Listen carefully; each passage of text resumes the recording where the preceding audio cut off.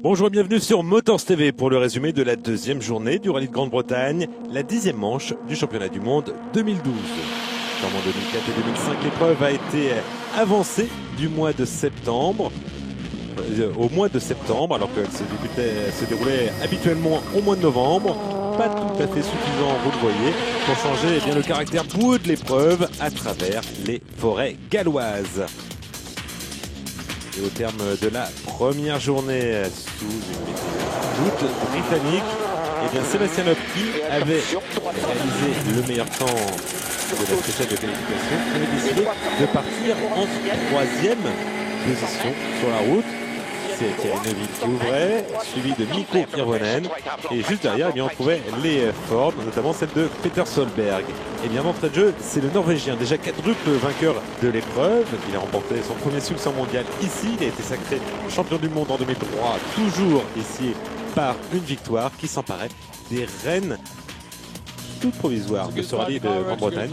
Et il nous disait, oui, c'est un bon départ, la voiture fonctionne bien. Je me sens à l'aise et j'ai l'impression que ça peut être un bon week-end pour nous. Et c'est vrai que l'équipe Ford en a désespérément besoin d'un bon week-end pour se refaire. La dernière victoire de l'équipe officielle remonte à la Suède. Et ensuite, il y a le Portugal, mais c'était un peu sur tapis vert. Et quand Peter Solberg s'est mis à faiblir, ça c'était Jari-Matti Latvala, une grosse chaleur dans la deuxième précède quand il a touché une souche sans endommager la voiture. Il a juste eu quelques vibrations. Jari-Matti Latvala, qui avait mal débuté, va s'emparer des commandes à partir du troisième chrono. Un autre pilote qui veut devenir officiel, qui roule pour l'instant au sein de l'équipe familiale. On l'a vu toucher une pierre ici, c'est Mats Osberg. Il est parti sur un gros rythme d'entrée de jeu. Et d'entrée, il va s'installer à la deuxième place. Et il se tient régulièrement dans le quatuor de tête avec Peter Solberg, Jari-Matti Latvala et Sébastien Loeb. En revanche, ça va mal pour Mikko Hirvonen. Visiblement, les Citroën sont en difficulté de motricité, les cinquièmes, et surtout il ne parvient pas à s'immiscer dans la lutte pour la gagne. Il ne cesse de perdre du terrain. Regardez les gros embardés, le gros travail au volant du pilote finlandais, vainqueur ici en 2007. Juste derrière la 6e place, on retrouve l'Estonien Ottanak. Une sacrée performance, compte tenu du fait qu'il a des soucis de direction assistée depuis le début de l'épreuve. Heureusement pour lui que le terrain est boueux et pas trop sec. Il y a moins de contraintes au volant. Mais tout de même, rappelons-le, c'est ici en 2011 qu'il avait débuté en WRC par une très belle 6e place. Au général avec les pneus d'Imac. Et l'après-midi, ça ne va pas aller mieux pour Sébastien Loeb, qui va continuer à concéder du terrain. Il va même se faire repasser par Peter Solberg en dépit d'une grosse attaque, comme vous pouvez le constater.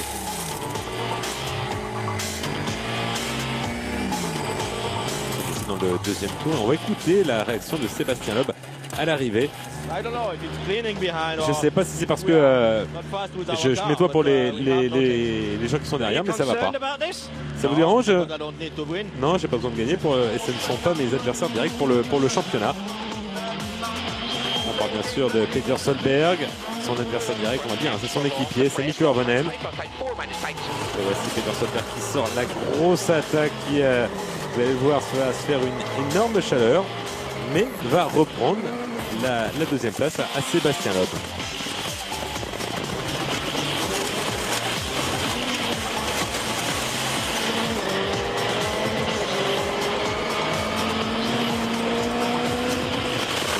Même si ça a l'air sec, toujours des petites portions boueuses, notamment dans les virages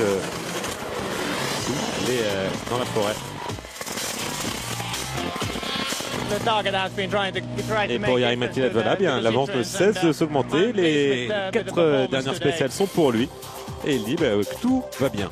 Il est en tête avec 12 secondes d'avance sur son équipier Peter Solberg. Sébastien Loeb est 3e à 21 secondes 3. Mats Osberg à 32 secondes 6. Et derrière, Mikko Hirvonen a presque une minute.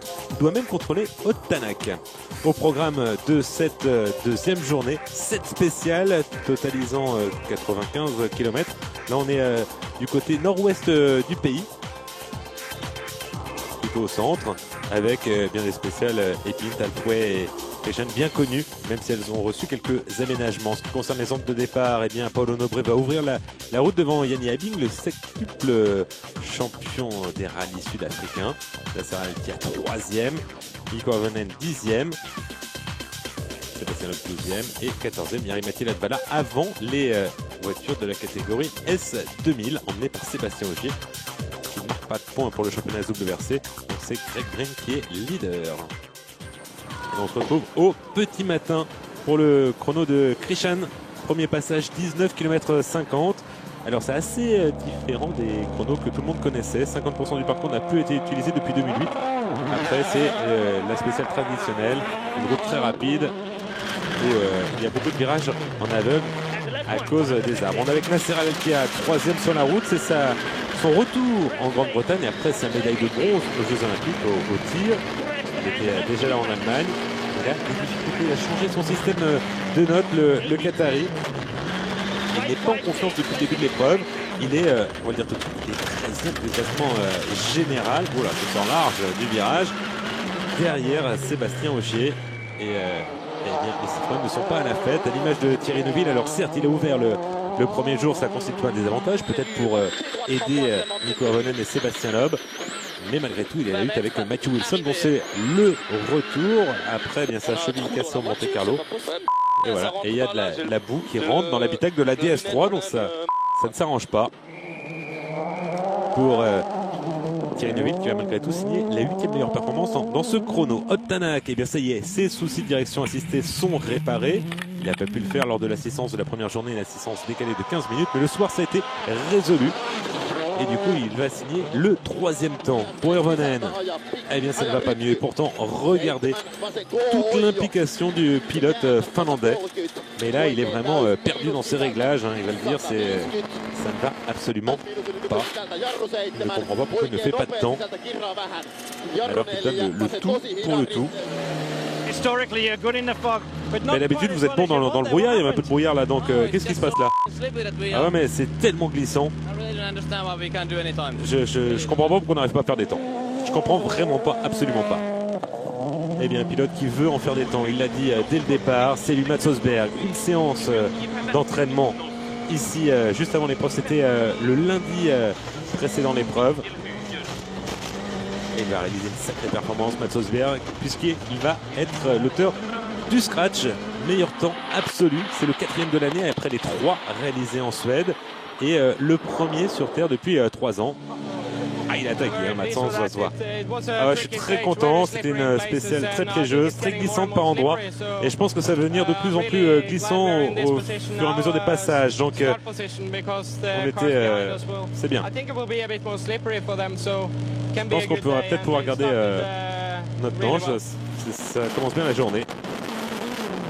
Et justement, eh bien, derrière lui, on va retrouver Sébastien Loeb.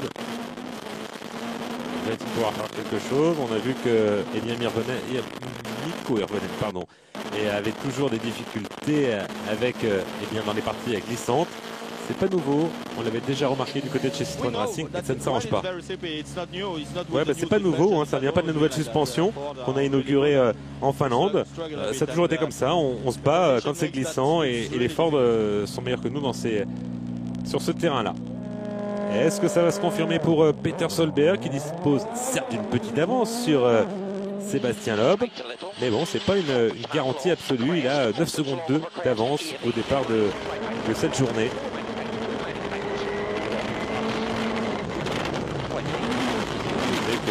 Peter Solberg embarque, alors tout le monde est en pneu tendre, et Peter Solberg embarque plus beaucoup de secours. Il trouve que ça déséquilibre trop la voiture d'en embarquer 2. Et bien Peter Solberg va concéder 3 dixièmes à Sébastien Loeb, et Jari-Matti Latvala va concéder 4 dixièmes à Mats Østberg. Donc un classement assez inhabituel avec 4 Ford, Østberg devant Latvala, Tanak, Novikov, et Loeb seulement 5e à 2 secondes 5. On écoute la réaction de Jari-Matti Latvala à l'issue de ce 7e chrono. Vous êtes content de la façon dont on démarre la journée? Ah oui, complètement. Je me suis fait quelques chaleurs au début parce que c'est très très glissant, et avec le brouillard, on voit pas les coupes qui ont été faites, et notamment la boue qui était renvoyée et bien sûr sur la route. Alors bien sûr la route est sèche, mais de chaque côté c'est humide, donc dès qu'on coupe on ramène de la boue. et ça rend les choses très très glissantes. Eh bien, ça n'empêche pas d'accentuer son avance. En revanche, ça remonte un petit peu pour Sébastien Loeb sur Peter Solberg à surveiller. Et on verra ça juste après une petite page de publicité. À tout de suite pour la seconde partie de cette deuxième journée du Rallye de Grande-Bretagne 2012. À tout de suite.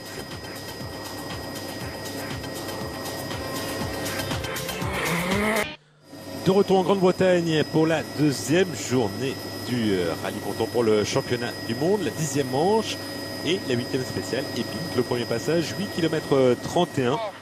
Un mélange de spécial déjà utilisé. On se retrouve avec Chris Atkinson. On n'en a pas trop parlé de l'Australien Nsamini. Il avait fait sensation en Allemagne en terminant 5e, en profitant, il est vrai, du malheur des autres parce qu'il était assez loin, 9 minutes 10 de Sébastien Loeb. Et bien là, il est 11e. Et pour sa première sortie au volant de la Mini, sur une portion de route qui a déjà été utilisée en 2011, c'était la Power Stage au niveau du saut. Il est précédé par Martin Prokop, Matthew Wilson, 9e pour son retour en mondial après sa cheville cassée. Donc la dernière participation, c'était au mois de janvier au Monte Carlo, une absence qui lui a fait du bien parce qu'il est régulièrement 9e temps. 7e, Evgeny Novikov. On n'en parle pas trop du pilote russe qui inaugure son 3e copilote en 3 rallyes. Donc c'est Ilka Minor qui était habituellement aux côtés d'Henning Solberg. Eh bien le russe il veut rattraper Otanak, son équipier. Il va réaliser le 3e temps de ce chrono, Novikov. Jari-Matti Latvala, lui, va réaliser le 2e temps à 3 dixièmes de Sébastien Loeb. Ça sera ce 2e chrono, enfin un scratch pour Citroën, enfin un scratch pour Sébastien Loeb. Et pourquoi? Parce que Latvala a failli caler sur la ligne de départ et ça lui a coûté une seconde. Quand on sait qu'il a rendu que 3 dixièmes à Sébastien Loeb, on peut se dire que voilà, c'est bien. C'est un petit coup de chance là pour Citroën. Et donc le classement qui reste en l'état, si ce n'est que Loeb se rapproche encore un petit peu plus de Peter Solberg. Là, on est à moins de 8 secondes. 7 secondes 9 très précisément. On se retrouve avec Solberg qui nous fait une figure sur un saut.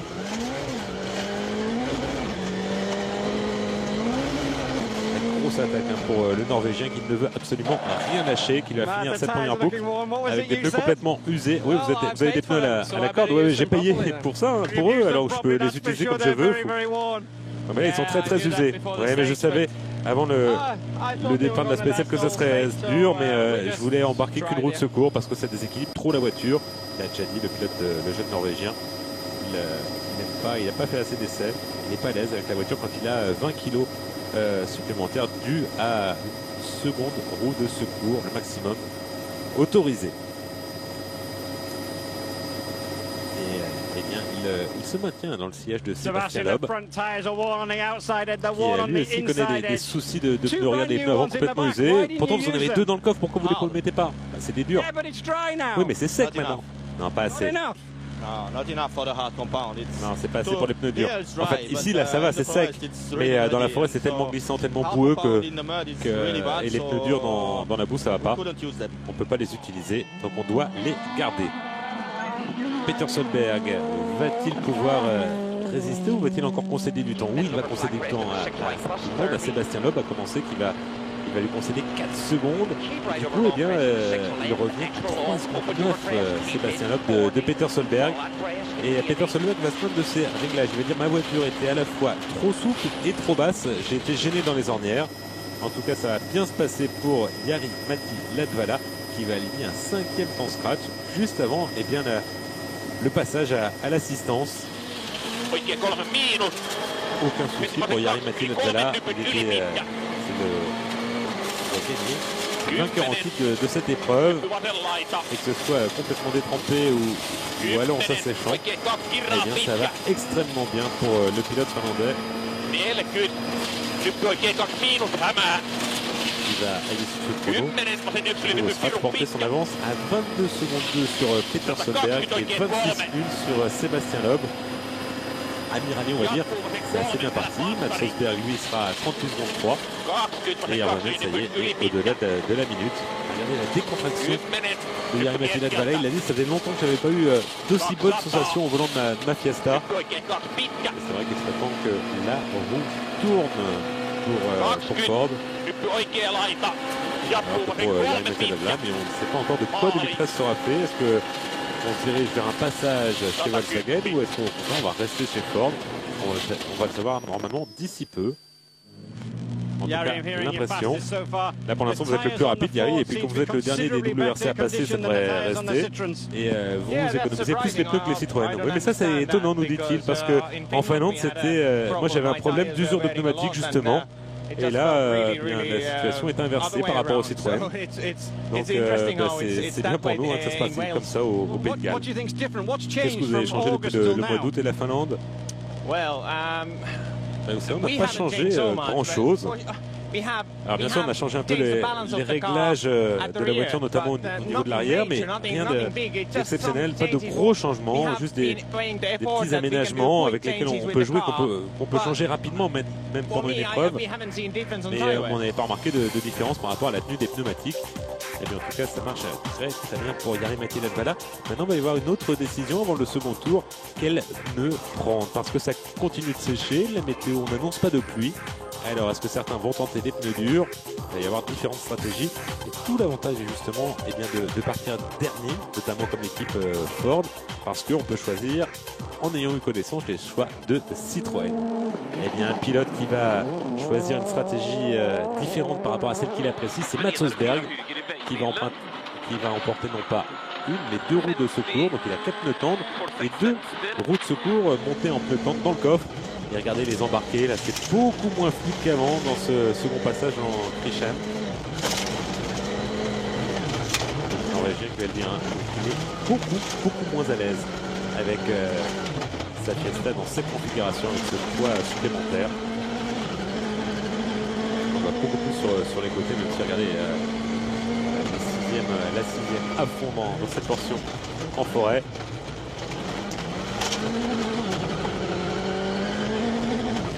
Ça devient beaucoup plus sec. Alors en fait, il y aura qu'un pilote qui aura tenté le pari des pneus durs, c'est Chris Atkinson qui n'a pas grand chose à perdre.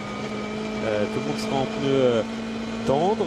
2 pilotes choisiront de partir avec une seule roue de secours, ça sera Solberg et Novikov, et Ladvala aura 2 pneus durs en réserve. Vous ne rigolez pas là, à la fin de la spéciale, il n'y a pas de sourire.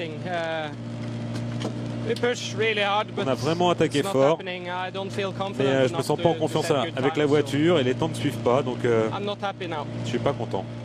Alors qu'il est. Ouais, c'est à cause du poids supplémentaire, bah oui, absolument. On va enchaîner avec les seconds passages dans Épine et Alfouet avant une nouvelle spéciale qui fait son arrivée cette année, Celtic Manor autour d'un golf. Oh, le saut de Sébastien Loeb. En dépit de tous ses efforts et le fait d'embarquer 2 roues de secours supplémentaires, parce que non seulement les Citroën motorisent mal, mais en plus elles consomment plus de pneus que les Ford. C'est une vraie difficulté, même si là on voit que ça sèche quelque peu, notamment dans les dans les portions dégagées comme ici. Et bien là on va signer le 8e temps seulement dans Épine, là où les signé son meilleur temps absolu. Et le 3e temps dans Alfeway. Et du coup, il va reperdre un peu de temps sur Peter Solberg. Pas grand chose, hein. Il est à 7 secondes 3 à l'issue de ces 2 chronos. Et c'est vraiment dur. Et pourtant, il a utilisé ses pneus, il les a croisés. Mais ce ne sera pas suffisant. Après le second passage dans les pits, il avait complètement détruit les pneus en voulant attaquer. Là, vous avez les pneus bien usés. Heureusement qu'on avait 2 roues de secours, donc on les a utilisés avant le départ de Halfway. On a fait ce qu'on a pu. C'est dur pour les pneus, mais bon, ça a été pour ça aussi. Qu'est-ce que vous pouvez faire contre Ladvala et Solberg? Contre Ladvala, rien. Et ça va dépendre de ce que fait Peter dans cette spéciale. Parce que ça va être dur de remonter l'écart. Eh bien, Peter Solberg était bien au courant qu'il le savait déjà depuis un moment que Sébastien Loeb n'abandonne jamais. Il a ajusté les réglages de sa voiture et pour une fois, on va le dire, ça a été dans le bon sens. Il a un peu remonté pour être moins gêné dans les ornières. Il a un petit peu durci. Ça tombe bien, c'est de plus en plus sec. Il a fait le pari de prendre qu'une roue de secours. Il n'a pas crevé. Pas d'erreur. Le Norvégien a fait un très au rallye, même si bon, à la rivière, il est un petit peu devancé par Jari-Matti Latvala, dont on connaît la pointe de vitesse, mais il tient parfaitement bien son rang. Et il va bien devancer par une fois Sébastien Loeb.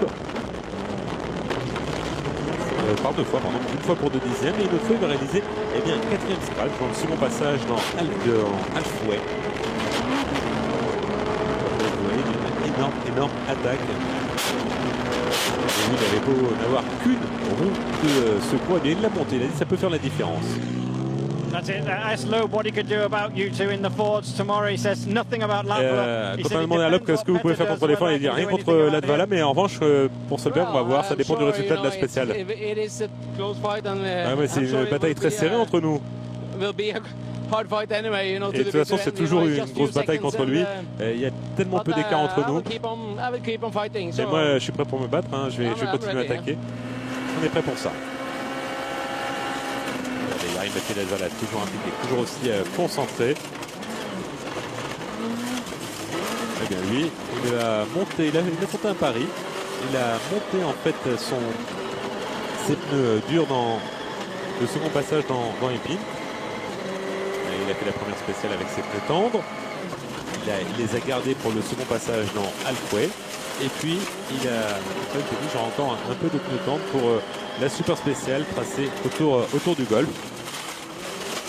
Une stratégie qui va lui permettre on a dit de signer un nouveau scratch et de réaliser un 2e temps.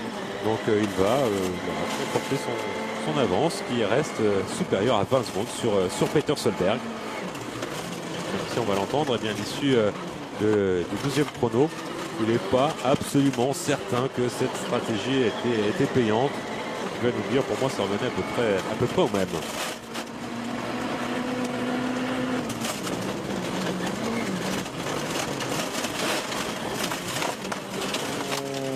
La réaction justement de Jari-Matti Latvala après le 2e chrono avec des pneus en très bon état lui.